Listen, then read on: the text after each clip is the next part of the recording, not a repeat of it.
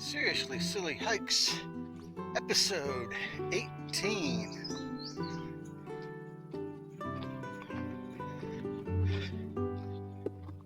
I am back where I left off my last video, and this is the same overlook on the Dickey Ridge Trail, which I am about to continue further, which I didn't do last time. This is more typical Virginia haze. You can see there's some clouds hanging to the top of Hogback Peak and further down the valley. But I'm taking a very short breather here, and then I'm going to continue my trek downward. So I will be back in just a moment.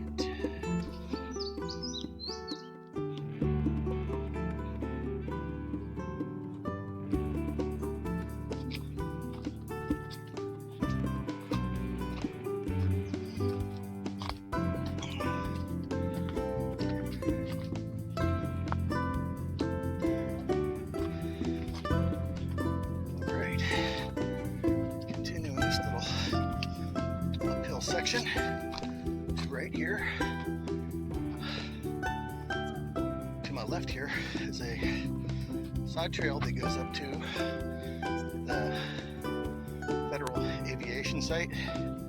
It's a large navigational aid. And now I am about to start a mostly downhill continuation of this hike. And it does appear that trail crew has very recently been through here, as all the trail detritus on the sides here has been zipped down. So I'm guessing within the last couple days there was a trail crew, which is awesome. Potomac Appalachian Trail Club does a great job maintaining the white blazes and the blue blazes all throughout Shenandoah National Park, George Washington National Forest. Just everything they do is so appreciated.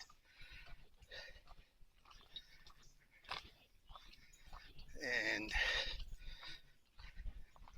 that makes me less nervous about not installing bug spray on my legs. My shoes and socks are treated with permethrin, which more than anything ticks do not like. But as I've stated many times on trail, ticks and bugs just really don't enjoy me that much. So, you know, I get the occasional mosquito bite, but, you know, black flies and midges and gnats, those are nothing you can really do much about other than put on a net over your hat. And that's only when, you know, they get unbearable, which so far into June they have not been, although I've heard further north the black flies are quite atrocious and bloodthirsty.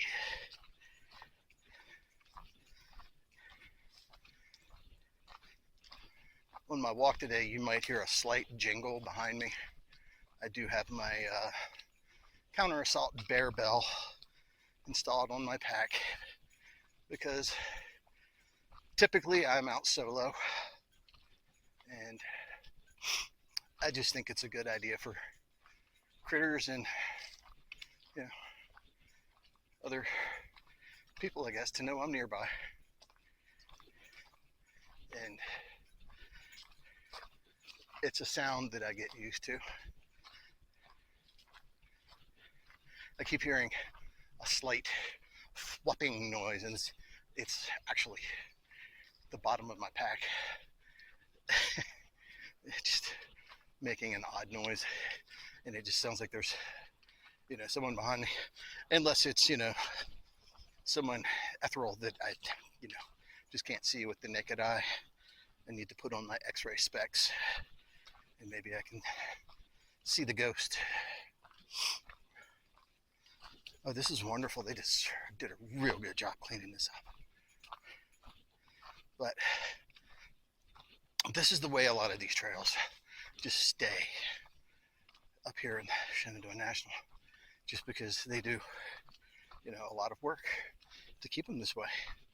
This place is such a treasure to, you know, it's, you know, it belongs to everyone. It belongs to us all. So my vote is to get out and use it. Which reminds me of using our trails and hiking and such. I'm gonna put a short PSA at the end of this video. So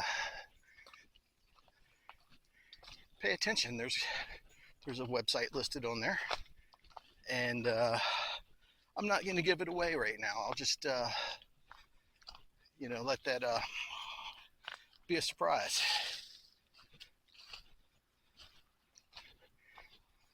Well, they did some clipping. I'm surprised they didn't move these little branches out of the way. Oh well, I can step over them.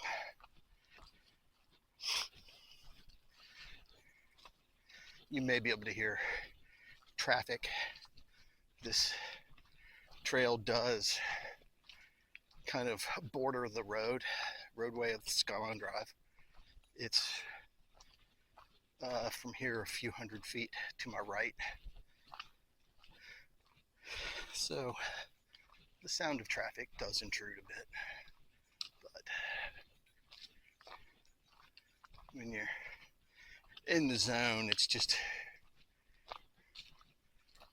you know, it's really not a big deal. I'll be coming to a concrete trail marker here not too long, and from there I will jump off of Dickey Ridge Trail, which continues on to Low Gap, Lands Run, and then ultimately to the 10-mile marker at Compton Gap, where it meets up with the Appalachian Trail, which is actually the end of the Dickey Ridge Trail.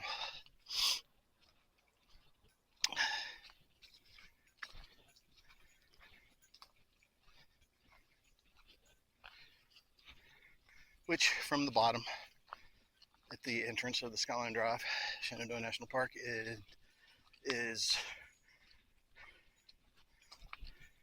for all intents and purposes a 10-mile trail. If you can see that bright stripe through the woods over there, that is the roadway of the Skyline Drive.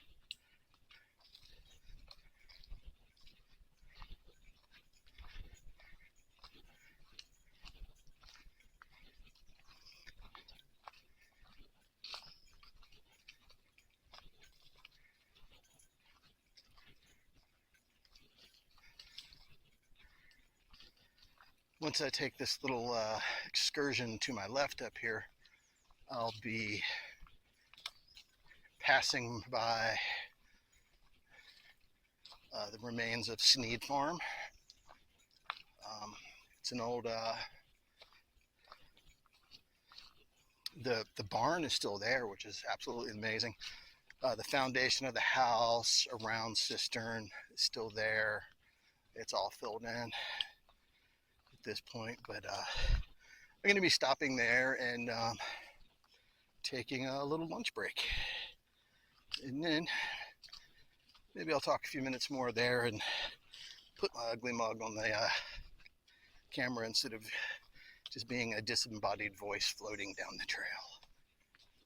And straight ahead of me is that concrete marker I was talking about.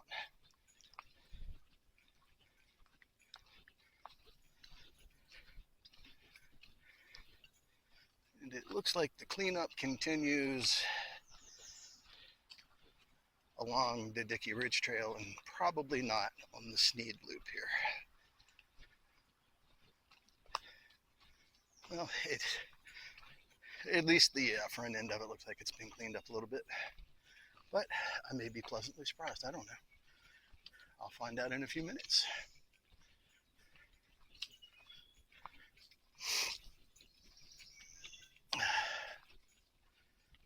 Yeah, there's been some cleaning along this trail. This is great.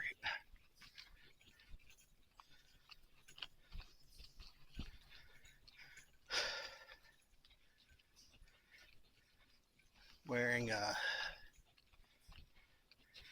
my standard Osprey Scarab 24 liter pack, but I've got my little 4Monster hip bag on as well, and I'm carrying today's trail snacks in there, which is some teriyaki beef jerky and sour gummy worms. And in case I start feeling bogged down, I do have my typical pack of cherry cola caffeine chews from Honey Stinger in my pack as well.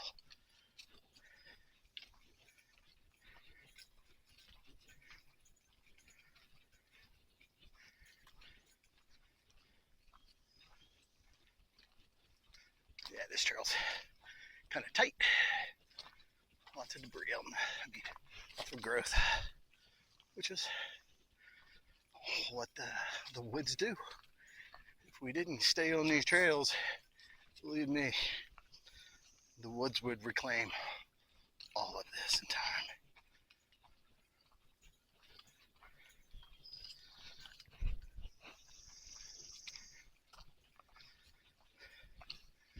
Memory serves, this is just a nice little undulating trail. I think it's probably slanted a little more downhill for most of the way, and that's cool. There's a little uphill at the back end of it when I'm coming back out to the service road to head back to the parking lot at Dickey Ridge picnic area.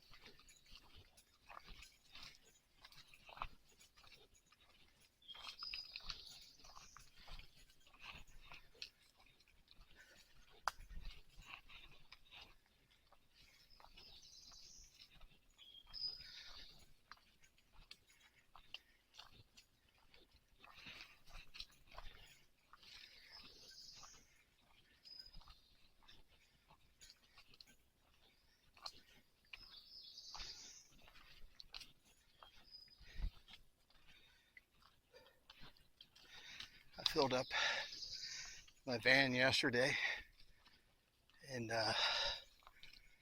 $389, which still sounds like highway robbery, but you know, that was without any of my Martin's grocery points or anything like that. And now this morning when I'm heading out, it's dropped to $375. It's like I could have waited a day and saved a buck, you know. It's kind of crazy. So, but this is such a short drive that, you know, I don't really need to top off this week.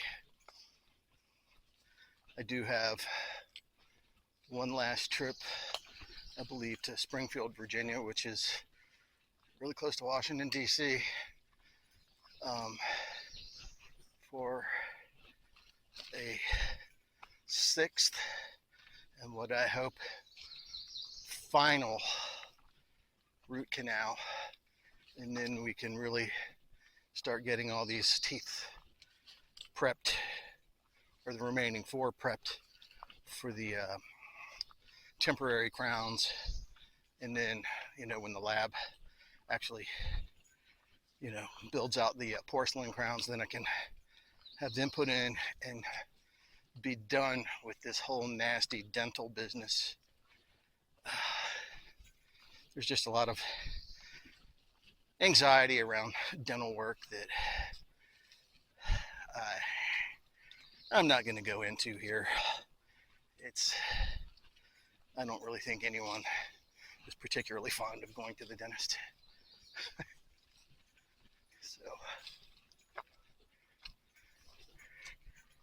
yeah, I think I will be doing a tick check later this afternoon when I get home and get in the shower to wash this day off.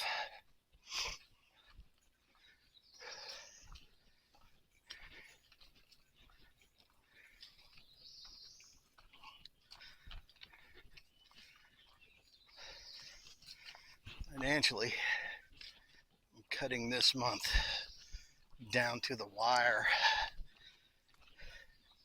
Just paying off, you know, the few bills that I do have, and gas and groceries and everything. After the first week of the month, which was just the other day, I was left with exactly $300. So I've got basically $100 a week to try to get by. Luckily, I do have food in my freezer. I do have stuff in my pantry. My hiker food boxes are full. If worse comes to worse, I can eat a cheesy pepperoni pizza bowl from Mountain House. I'm not gonna starve. It's just really hard to, you know, get ahead at all. So, but it's gonna force me to learn a little financial discipline. I need to unadopt my attitude of see it, had a fit, bought it. That just isn't working that well. I mean, my kit is, because I mean, everything I'm buying's going into new and improved hiking gear. Most of my stuff is really good, but there are a few items that I still desire to have that are just lighter options. So I can, you know, cut down on having an aching back at the end of the day. You know, just lighter for me. I'm not looking to be an ultralight hiker. I'm really not. Just the lighter options to me mean I can be more comfortable while I'm moving. And, you know, that may allow me to, I have a camp stool that it's great. It weighs, I think, 13.5 ounces, which isn't much. It's less than a pound, but I don't carry it often, just to keep the weight off my back. So if I can, you know, lighten up a few ounces off of item A and a few ounces off of item B, I'll feel more comfortable carrying, you know, something that I would consider a luxury or comfort item. And I don't think that's a bad idea. I don't think it's, you know, the wrong way to do things. Because, you know, there's different schools of looking at things. You know, there's hikers and what I would call campers. And the difference being a lot of times is comfort, and a lot of that's just the weight and items. And campers, you know, as a rule, it's not bad. I'm not talking about car camping though. I'm just talking about, you know, putting your gear in your backpack, having a camping destination in mind, and going out for a couple days. Hikers, I tend to lump into, I'm hiking a longer amount of time and more miles. So, but you know, I think there's a compromise and a good spot in between the two, and that's kind of what I'm looking for, I think. So there's maybe it's a through hiker and a backcountry hiker. I don't know. So maybe I read these terms somewhere before. I don't know. Hard to say. I'm going to quit blathering for a minute, and I'm going to go ahead and shut this down, and I'll pick back up when I'm having lunch that's about another mile or so. So, off for now.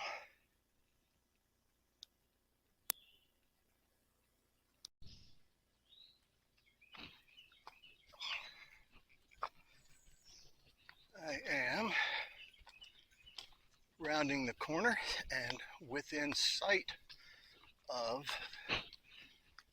the Sneed Farm.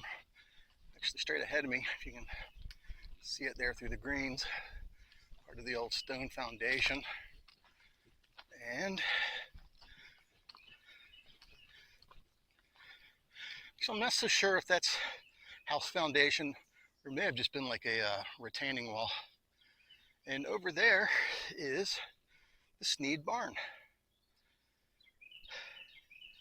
Boy, I wish someone would come out here and do a little bit of clean up. This grass is actually quite high.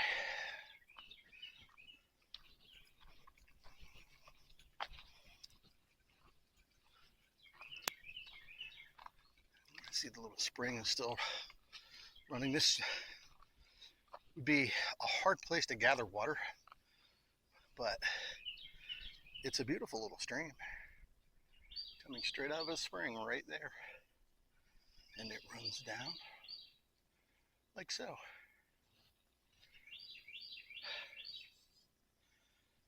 I think I might actually go down a piece and have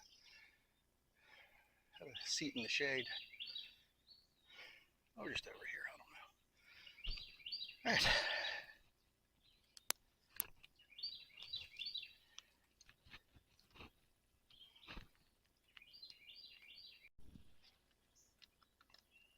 I do not know if any of that recorded. This is kind of a redo because I'm not sure if I just recorded anything. So what I was saying a moment ago was when I do these, it's unscripted. I really don't have anything in my head that, you know, I might have an idea of what I want to talk about or whatever, but it's unscripted. You know, it's just me being me out in the woods. So, you know, of course I talk about hiking. Of course I talk about hiking gear, which I'm a gear nerd. So, you know, those things flip my trigger. I could just as easily talk about, you know, pizza and cheeseburgers, which also flip my triggers, but you know, they also pad my waist. And you know, I could probably talk about the reasons why I like hiking and stuff. You know, it's good for my mental health. It gets me out of my head, and it gets me out of my room. So it's good for my physical health just as much as anything else. And it's just a really fun thing to do, you know. And I'm lucky today. It's pushing 80 degrees, but there's a slight breeze, so I'm not feeling overwhelmed. I'm a little bit sweaty, but you know, that just happens. Um, so I think that's going to be it for Seriously Silly episode 18, and I will catch you guys later. Have a great one. Peace.